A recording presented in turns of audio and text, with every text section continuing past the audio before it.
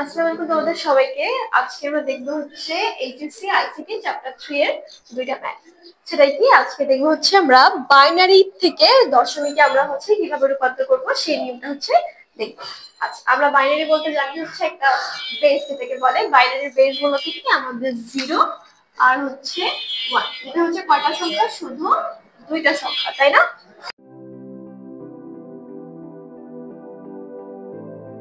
এখন আমরা এই যে এই সংখ্যাটাকে, এই বাইনারিটাকে কিভাবে হচ্ছে আমরা দশমিকে রূপান্তর করব, চলো আমরা সেই প্রসেসটাই হচ্ছে দেখি। প্রথম আমরা ম্যাথটাকে দেখি কি লেখা আছে, তাই না? 1 1 0 1 দিয়ে হচ্ছে 2। এখন এইটাকে বাইনারিতে রূপান্তর করার জন্য আমরা কি করব জানো? প্রত্যেকটার সাথে হচ্ছে 2 গুণ করব।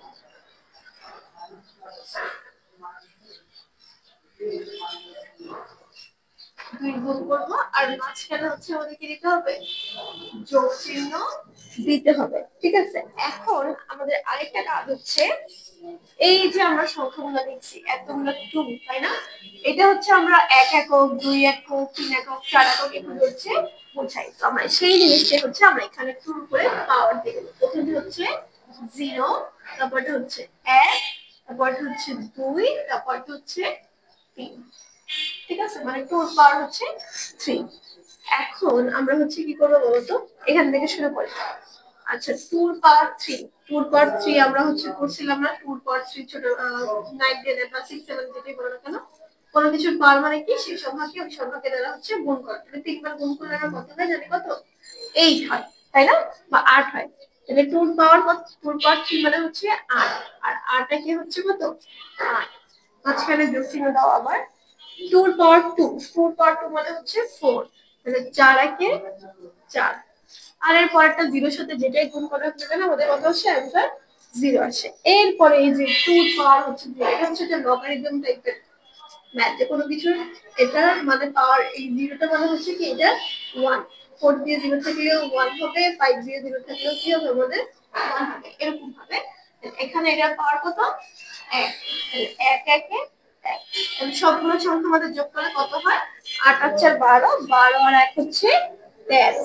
তাহলে আমাদের দশমিক রূপান্তরটা কিরকম? এই নিচে এরকম।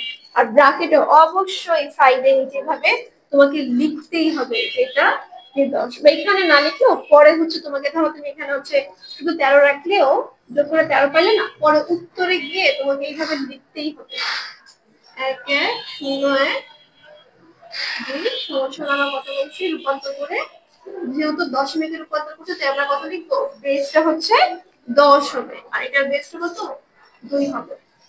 এরপর আরেকটা দেখো, সেটা হচ্ছে আমাদের দশমিক দিয়ে কাটাচ্ছে। আচ্ছা, আমরা দশমিক থেকে বাদ দিয়ে দশমিকের আগ পর্যন্ত আর কি করে যাবে? কাজটা করে যাই। দেখো কি করব, 2 দ্বারা হচ্ছে গুণ করব। তাহলে 2 দ্বারা হচ্ছে এই গুণ করতে লাগো, পাওয়ার গুলো হচ্ছে আমরা পরে বসে। দেখো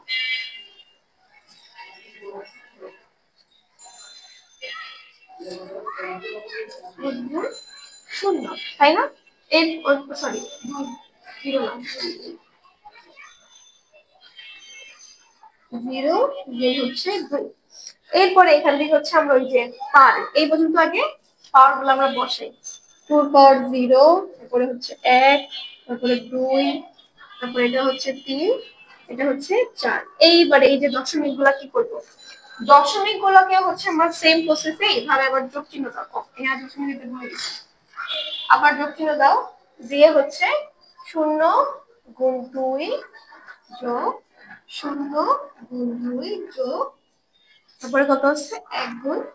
দেখো আমরা এই পর্যন্ত হচ্ছে 0 দিয়ে ফেলছি, তাই না? তাহলে আমরা ওই যে সংখ্যা রেখে করছিলাম 0 মাঝখানে থেকে হাতের হচ্ছে বাম দিকে গেলে হচ্ছে মাইনাস বসে আর এই ডান দিকে হচ্ছে প্লাস বসে। যেহেতু আমরা এখান থেকে হচ্ছে কি শুরু করছি? প্লাসের মানটা শুরু করছি, তাহলে 0 এই সাইডে মানগুলো আমরা কি বসাবো? ঋণাত্মক হিসেবে বসাবো। ঠিক আছে, -1 -2 -3 এভাবে হচ্ছে আমরা মানগুলো বসাবো। তাহলে আবার সেম আগেটার মতো ক্যালকুলেশন করে যাও। 2 এর পাওয়ার 4, 2 এর পাওয়ার 4 মানে কত ছিল? আমরা কি জানি? 16। তাহলে 16 একে 16। 2 এর পাওয়ার 3 মানে হচ্ছে কত? 8। 8 একে 8। 2 এর পাওয়ার 2 মানে হচ্ছে কত? 4। 2 মানে হচ্ছে কত? 4। 2 এর পাওয়ার 1 মানে হচ্ছে তো 2 একে 2। আর শূন্যের সাথে শূন্য গুণ করা গেলে কি হয়ে যায়? 0 ই হয়। এরপরে এখানে দেখো 2 পর ইনভার্স 1 দিলে কি আসে, যে এটা আমরা ছোটবেলায় করতাম না, যে উপরে একটা সংখ্যা থাকে, এই সংখ্যাটাকে হচ্ছে আমরা এভাবে লিখতাম, তাই না? 2 পর 1। এখানে 2 পর 1 মানে কি, হাফ, তো হাফের সাথে 0 গুণ করলে আমাদের আলটিমেটলি কি আসে, 0ই আসে। তাহলে 0 এর পরেরটাও কি আমাদের সেম 0, যেহেতু 0 এর সাথে গুণ করা হয়েছে। কিন্তু এইখানটায় গিয়ে দেখো এইটাকে আমরা কিভাবে লিখতে পারি, সেটা হচ্ছে কিভাবে লিখবে, এই যে 4 পাওয়ার 3, এখানে 4 পাওয়ার 3 দিলে কত আসে, 1/8। তাহলে এই যে 1/8 বা 1/8 কে হচ্ছে ভাগ যদি আমরা করি, তাহলে ভাগ করলে কত পাবো জানো আমরা? ভাগ করলে পাবো হচ্ছে 8 থেকে 8, 8 দুগুণে 16, 5 এটা 40। এই যে এভাবে ভাগ করলে আমরা কত পাই, 0.125। ঠিক আছে, তাহলে এইটাকে হচ্ছে আমরা ভাগ করে কত পাইছি, 0.125। আর এই প্যাটার্নটা দেখো আমরা এখানে যোগ করে কত পাই, 16 আর 4 হচ্ছে 20, 20 32 30। ঠিক আছে, তাহলে আমাদের কত হইলো 30, আর সাথে আমরা এটাকে ভাগ করে কত পাইছি, 0.125। তো আমরা যদি হচ্ছে যোগ করি আলটিমেটলি আমরা হচ্ছে কত পাবো, 30.125। ঠিক আছে, আমি বারবার বলছিলাম লেখার সময় হচ্ছে আমরা কিভাবে লিখবো উত্তরটাকে, অবশ্যই অবশ্যই আমাদের এইভাবে লিখতে হবে।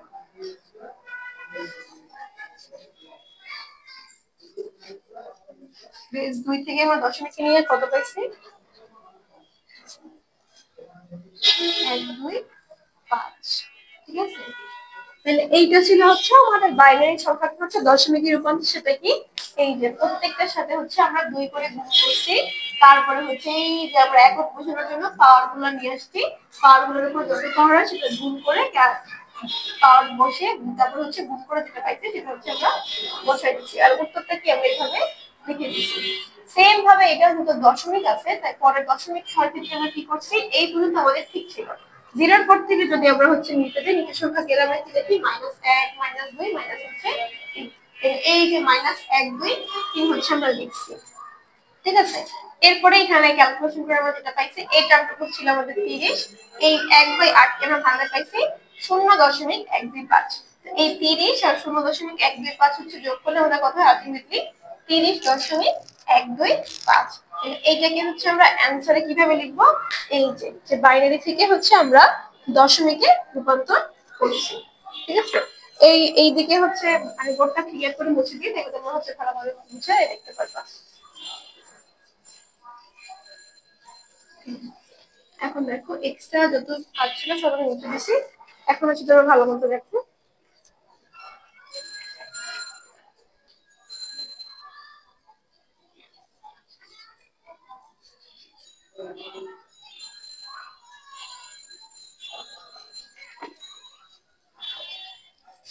ঠিক আছে, তাহলে এটাই ছিল হচ্ছে আমাদের কি, বাইনারি থেকে দশমিকে রূপান্তর করা। আর অবশ্যই এই টার্মটা কিন্তু লিখতে ভুলবা না, বেস 2 থেকে বেস 10, এই যে এটা কিন্তু অবশ্যই তোমাদের লিখতেই হবে, নাইলে এই টার্মে দেখা যাবে পুরো অঙ্ক করছো কিন্তু এইটুকু লিখো নাই।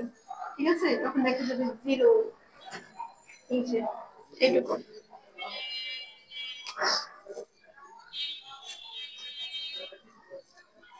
তাহলে আজকে এই পর্যন্তই, আল্লাহ হাফেজ।